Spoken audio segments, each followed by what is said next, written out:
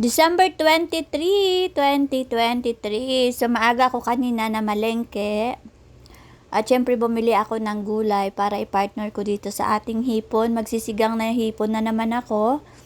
Palagi na lang ako nagluluto ng sinigang sa hipon dito dahil nakaraan puro isda kami, tapos puro manok. So ngayon, maghihipon na naman ako. So lagi kong, pag nagluto ako ng hipon, lagi ko inuuna yung gulay kasi nga, mabilis lang naman yung hipon lutuin. Pero syempre, ang kapitbahay namin ngayon ay medyo nagko-concert na. Pero kung marinig nyo po silang nasa background ko, ibig sabihin ay nag-uumpisa na po yung kanilang party-party. Dahil nga siguro mayroon silang Christmas party at syempre nagbibideo okay na sila. Kaya sorry kung medyo maingay ang ating background. Alam ko may maririnig kayo dyan, pero respect sa kanila dahil may party. So syempre pala, bumili nga pala ako ng dinuguan doon kanina sa palengke kasi parang nag-crave lang ako, nadaanan ko siya.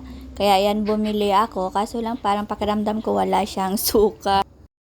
So, ayan, ilalabas muna natin ang ating matigas-tigas pa na hipon dahil naka-freezer siya ng ilang days na dito. Kaya yun ang gusto kong lutuin.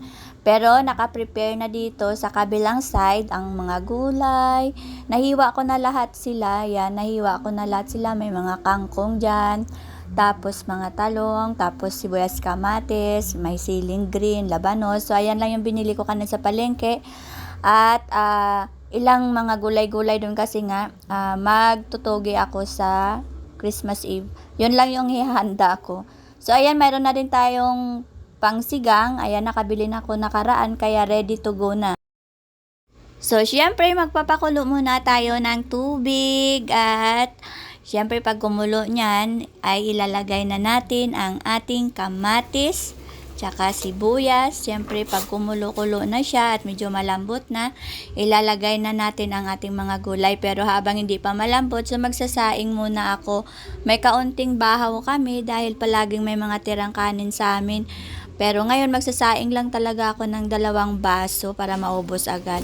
So, ayan, ilalagay ko una ang labanos dahil medyo malambot na yung ating sibuyas at kamatis. At habang inaantay kong lumambot yung ating labanos ay magsasaing nga ako, sabi ko. So, yan lang, ganyan lang. 2 baso lang yan na plastic ng rice cooker. Kasi pag madami, hindi namin nauubos. Sayang naman, tsaka yung aso namin hindi masyadong palakain. So, ayan, medyo malambot na yan. So, ilalagay na natin ang ating sitaw at okra. Pinagsabay ko na nga yan kasi mabilis lang naman silang malambot. At syempre, ganyan lang siya, o, diba? Inuna ko sila lagi para mamaya paglagay ko na ng paasim may okay na.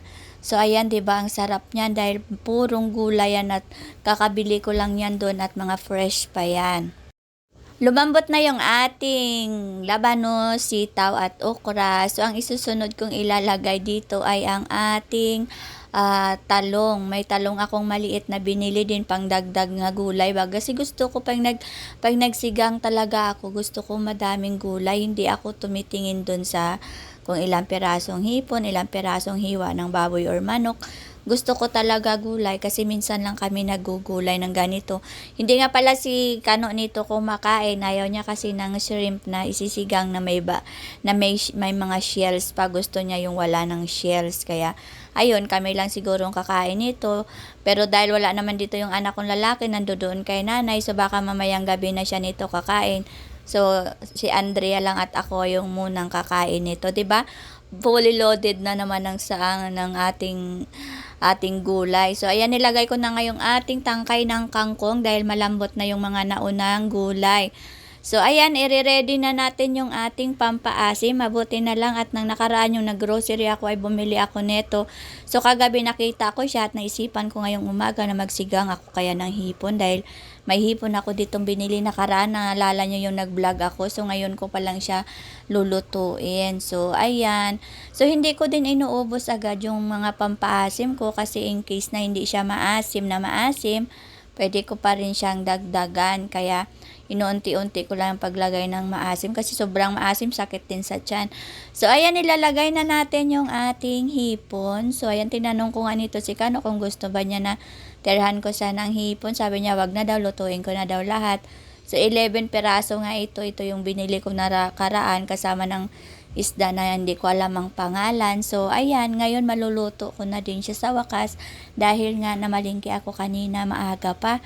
Kasi kahapon dapat ako mamalingki, kaso lang umuulan. Ayaw ko na magpaambon kasi pag inaambonan ako, ayun, may ubo agad ako at sipon, tapos aasmahin na naman ako. So, ayaw ko na maulit kasi nga kakagaling-galing lang namin, di ba? So, na-miss ko talaga ang sabaw ng hipon.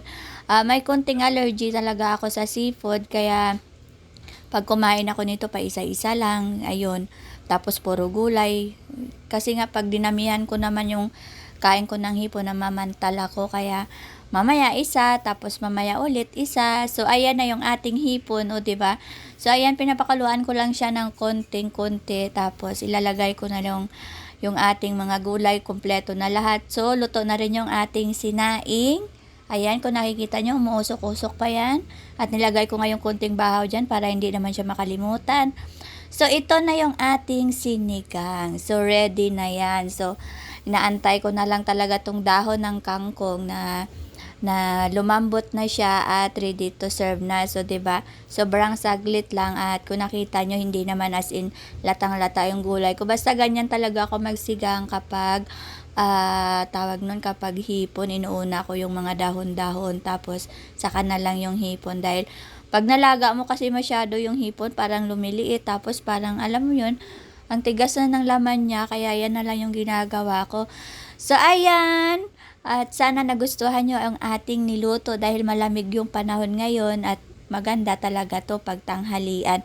So eksaktong 12:00 natapos ko nga itong aking sinigang at syempre kakain na tayo nito. Kaso lang yung kasama ko dito hindi kakain, ang isa tulog pa. So ako lang muna yung kakain at ayan, nalalagyan na natin talaga siya ng 3 siling green para talaga makumpleto na yung ating sinigang sa hipon. So ayan, natatakam na ba kayo? Ako din, natatakam din ako kasi ang sarap-sarap ng kanyang amoy. Ang sarap, tamang-tama lang yung asim niya, hindi siya sobrang asim, hindi naman matabang. Kaya ayan, ready na at sigurado makakadami na naman ako nito ng kanin kasi nga medyo matagal-tagal na rin ng huli akong nagsigang ng hipon. So ayan, oh, ang lalaki ng hipon, 'di ba?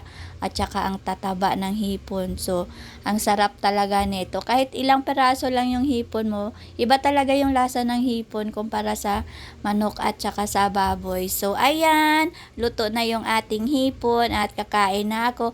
Kain tayo at bukas magpapasko na. So bukas, magagawa na lang tayo ng kaunti nating ulam. Thank you. Bye-bye.